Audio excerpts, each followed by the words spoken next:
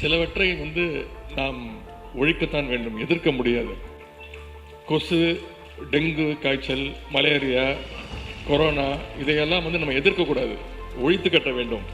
அப்படிதான் இந்த சனாதனம். ये मानना है डीएमके के नेता, तमिलनाडु के युवा कल्याण और खेल विकास मंत्री और तमिलनाडु के मुख्यमंत्री एम.के. स्टालिन के बेटे उदयनिधि स्टालिन का। क्या आप इस बयान का मतलब समझते हैं? चलिए मैं बताती हूँ। दरअसल उदयनिधि स्टालिन कहना चाहते हैं कि कुछ चीजों का विरोध नहीं किया जा सकता, उन्हें खत्म किया जाना चाहिए। हम डेंगू, मच्छर, मलेरिया या कोरोना का विरोध नहीं कर सकते, हमें इन्हें खत्म करना होगा। उसी प्रकार हमें सनातन का विरोध नहीं बल्कि उसे मिटाना है। सनातन धर्म का अपमान करने में उदयनिधि की ही पार्टी डीएमके के नेता ए राजा 2 कदम और आगे निकल गए हैं। ए राजा ने सनातन धर्म की तुलना एचआईवी से कर दी। कहा कि सनातन धर्म एचआईवी और कोढ़ की तरह ही एक सामाजिक कलंक है। नमस्कार, मैं हूं ऋचा अनिरुद्ध और आप देख रहे हैं रियल स्टोरी।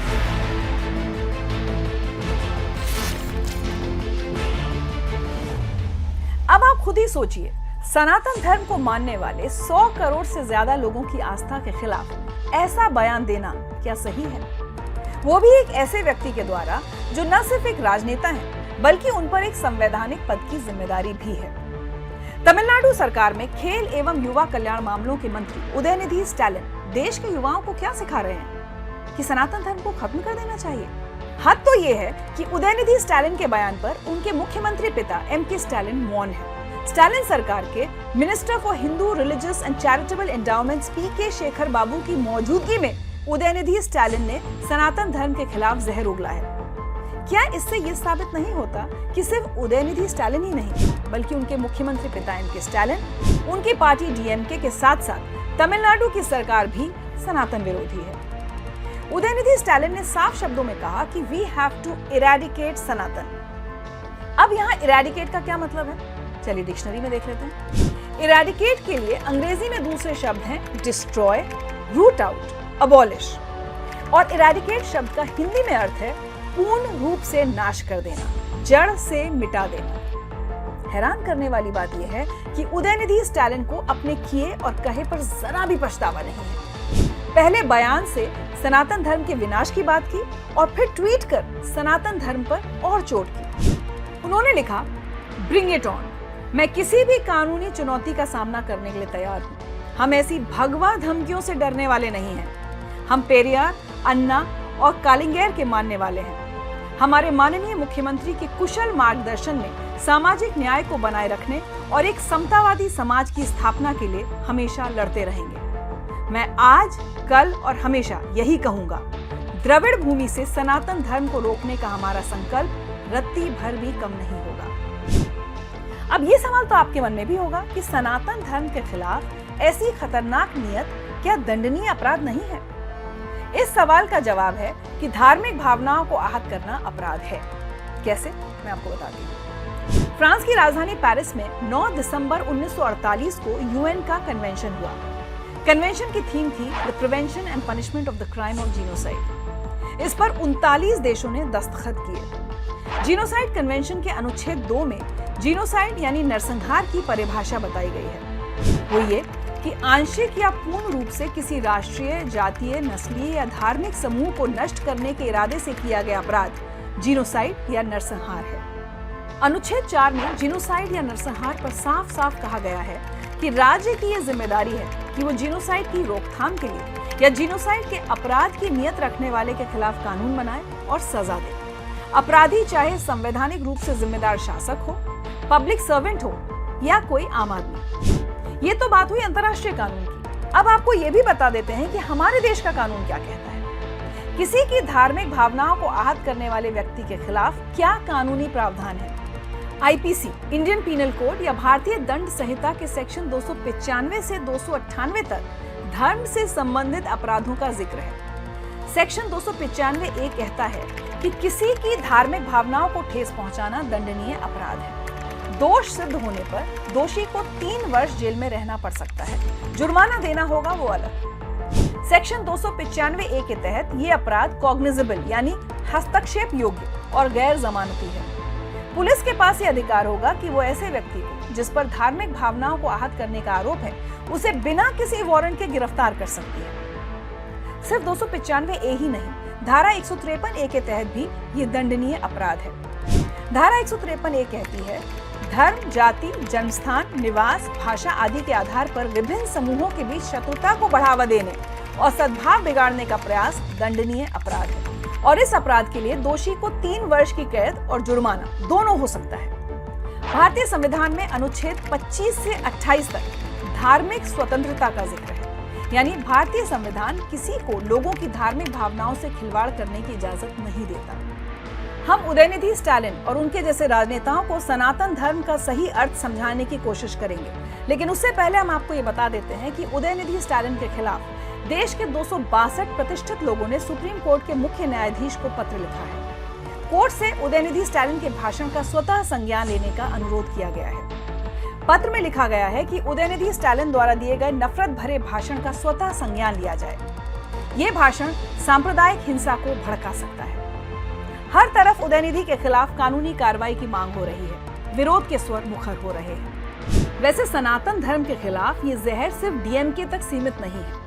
उदयनिधि के नफरती इरादों पर कुछ दूसरी पार्टियों के नेताओं ने भी सुर में सुर मिला दिया। मसलन आम आदमी पार्टी के पूर्व मंत्री राजेंद्र पाल गौतम ने कहा कि सनातन धर्म नफरत फैलाने वाला धर्म है। राजेंद्र पाल गौतम का आप ये ट्वीट पढ़िए और समझिए। ऐसी कोई भी सामाजिक व्यवस्था या धर्म जो जाति, वर्ण व्यवस्था या धर्म के आधार पर नफरत फैलाता हो, या जो ऊंच नीच व छुआछूत के व्यवहार को बढ़ाता हो, या जो समता, स्वतंत्रता, बंधुता व न्याय के सिद्धांत के खिलाफ हो, उसका खत्म हो जाना समाज व देश दोनों के लिए हितकारी है। जय भीम।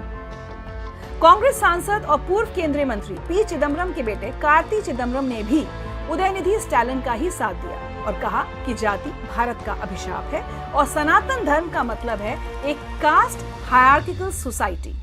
सनातन धर्म के अपमान पर कांग्रेस सांसद राहुल गांधी मौन है, जो खुद को शिव भक्त बताते हैं, खुद को जनेऊधारी कहते हैं। वो बात और है कि समय समय पर सनातन धर्म और सनातन देवी देवताओं का अपमान करने में भी वो पीछे नहीं रहे हैं। कभी कह दिया कि लोग मंदिर में लड़कियों को छेड़ने जाते हैं, तो कभी बयान दे दिया कि लश्कर तैयबा के आतंकवादियों से ज्यादा बड़ा खतरा देश को हिंदुओं से है, तो कभी चुनावी पोस्टर पर खुद कृष्ण रूप धारण कर लेते हैं। उधर लालू प्रसाद यादव की आरजेडी के सांसद मनोज झा सनातन धर्म के अपमान को अभिव्यक्ति की आजादी कहते हैं। पता नहीं आपने गौर किया या नहीं, लेकिन ये तमाम नेता जो उदयनिधि स्टालिन के नफरती सुर में सुर मिला रहे हैं या मौन हैं, उनमें एक बात कॉमन है, वो ये कि ये सभी नेता हाल ही में विपक्षी दलों के सहयोग से गठित INDIA से ताल्लुक रखते हैं। तो क्या सनातन धर्म के विनाश की नियत विपक्षी पार्टियों के जमघट INDIA का मुख्य एजेंडा है? क्या सनातन धर्म के खात्मे के एजेंडे पर विपक्षी गठबंधन साल 2024 की चुनावी जंग लड़ने और जीतने का सपना देख रहा है? और तो और दक्षिण भारत का एक और राजनीतिक दल VCK, जो खुद भी विपक्षी गठबंधन में शामिल है, उसी VCK के अध्यक्ष ने तो यहाँ तक कह दिया कि संविधान निर्माता BR अम्बेडकर ने सनातन धर्म को संक्रामक रोग बताया था और कहा था कि भविष्य में इसे मिटाकर नष्ट कर देना चाहिए, तभी हम लोगों के बीच समानता ला सकते हैं। उनका ये दावा कुछ और नहीं, सिर्फ झूठ का पुलिंदा है। डॉक्टर BR अम्बेडकर ने कभी सनातन धर्म को मिटाने की बात नहीं की, उन्होंने हमेशा जातीय व्यवस्था का विरोध किया है। उधर महात्मा गांधी ने साल 1921 में यंग इंडिया में लिखा, मैं अपने को सनातनी हिंदू इसलिए कहता हूँ क्योंकि मैं वेदों, उपनिषदों, पुराणों और हिंदू धर्म ग्रंथों के नाम से प्रचलित सारे साहित्य में विश्वास रखता हूँ और इसीलिए अवतारों और पुनर्जन्म में भी। साल 1909 की बात है, तब गांधी जी लंदन में थे। एक शाम उनकी विनायक दामोदर सावरकर से मुलाकात हुई। सनातन धर्म पर चर्चा हुई। सावरकर ने गांधी जी के सामने सनातन, हिंदू और हिंदुत्व के विषय में कुछ विचार व्यक्त किए। सावरकर के वही विचार गांधी जी ने अपनी किताब हिंद स्वराज में शामिल किए। सावरकर कहते थे कि सनातन ही हिंदुत्व की पहचान है। सावरकर ने हिंदुत्व को परिभाषित किया था। वो कहते थे कि हिंदुत्व के 3 अनिवार्य तत्व हैं, राष्ट्र, नस्ल और संस्कृति। यहाँ सावरकर सनातन सभ्यता को ही हिंदुओं की सभ्यता और संस्कृति मानते थे। सनातन की बात हो तो भला कोई स्वामी विवेकानंद को कैसे भूल सकता है। वर्ष 1893 में शिकागो की धर्म संसद में उन्होंने भारत का प्रतिनिधित्व किया था और सनातनी परंपरा को सामने रखा था। उन्होंने अपने भाषण में कहा था कि मुझे गर्व है कि मैं उस धर्म से हूँ जिसने दुनिया को सहिष्णुता और सार्वभौमिक स्वीकृति का पाठ पढ़ाया है। हम सिर्फ सार्वभौमिक सहिष्णुता पर ही विश्वास नहीं करते, बल्कि हम सभी धर्मों को सत्य के रूप में स्वीकार करते हैं। मैं उस देश से हूँ जिसने सभी धर्मों और सभी देशों के सताए गए लोगों को अपने यहाँ शरण दी। तो उदयनिधि स्टालिन जी के लिए ये जानना जरूरी है कि धर्म ग्रंथों, वेदों, पुराणों के अनुसार सनातन का शाब्दिक अर्थ क्या है। सनातन का शाब्दिक अर्थ है शाश्वत या सदा बना रहने वाला, यानी जिसका ना कोई आरंभ है ना ही अंत। ऐसी मान्यता है कि सनातन धर्म 12,000 साल पुराना है और कुछ पौराणिक मान्यताओं के अनुसार सनातन धर्म 90,000 साल प्राचीन है। भारतीय सनातन धर्म में गाणपत्य गणेश की, वैष्णव विष्णु की, शैव देव शिव की, शाक्त शक्ति की और सौर सूर्य की उपासना किया करते थे। इन संप्रदायों में एकता बनाए रखने के लिए धर्म गुरुओं ने शिक्षा देना आरंभ किया कि सभी देवता समान हैं। विष्णु, शिव और शक्ति और सभी देवी देवता खुद भी एक दूसरे के भक्त हैं। धर्म गुरुओं की शिक्षाओं से सभी संप्रदायों में मेल हुआ और सनातन धर्म की उत्पत्ति हुई। सनातन धर्म में विष्णु, शिव और शक्ति को समान माना गया और तीनों ही संप्रदाय के समर्थक सनातन धर्म को मानने लगे। सनातन धर्म कोई दशक, 2 दशक, सदी, 2 सदी का नहीं है। दुनिया भर में सबसे प्राचीन है। वेदों में पहले वेद ऋग्वेद के 3 अध्याय की 18वीं ऋचा में लिखा है, यह पथ सनातन है। समस्त देवता और मनुष्य इसी मार्ग से पैदा हुए हैं तथा प्रगति की है। श्रीमद् भागवत गीता के 2 अध्याय के 24वें श्लोक में श्री कृष्ण अर्जुन से कहते हैं, हे पार्थ, जो छेदा नहीं जाता, जलाया नहीं जाता, जो सूखता नहीं, जो गीला नहीं होता, जो स्थान नहीं बदलता, ऐसे रहस्यमय व सात्विक गुण तो केवल परमात्मा में ही होते हैं। जो सत्ता इन दैवीय गुणों से परिपूर्ण हो, वही सनातन कहलाने के योग्य है। भगवान कृष्ण आगे कहते हैं कि जो न तो कभी नया रहा, ना ही कभी पुराना होगा, ना ही इसकी शुरुआत है, ना ही इसका अंत है, अर्थात ईश्वर ही सनातन है। उदयनिधि स्टालिन के बयान पर देश भर में कई सवाल सुलग उठे हैं। क्यों बार बार सनातन धर्म पर ही हमला किया जाता है? क्यों हर बार सनातन को मानने वालों की आस्था पर चोट की जाती है? ऐसा लगता है जैसे कि सनातन धर्म, हिंदू देवी देवताओं के अपमान की कोई रेस चल रही है। तमिलनाडु के मंत्री उदयनिधि स्टालिन के विवादित बयान पर क्या कार्रवाई होगी, ये तो वक्त तय करेगा। लेकिन हम एक बात जरूर कहना चाहेंगे, उदयनिधि स्टालिन जी, आप सिर्फ चुनाव लड़ने वाले राजनेता नहीं हैं, आप जनता के प्रतिनिधि भी हैं। आपको धर्म जैसे मुद्दों पर बहुत ही तोल मोल कर बयान देना चाहिए, क्योंकि धर्म लोगों की आस्था का विषय है और किसी की भी आस्था को चोट पहुंचाना गलत है। उदयनिधि स्टालिन के बयान पर आपकी क्या राय है, आप हमें लिखकर जरूर भेजें और साथ ही हमें बताएं कि ये एपिसोड आपको कैसा लगा। अभी इजाजत दीजिए, जल्द आपसे मुलाकात होगी एक और अहम मुद्दे की रियल स्टोरी के साथ। तब तक अपना ख्याल रखिए।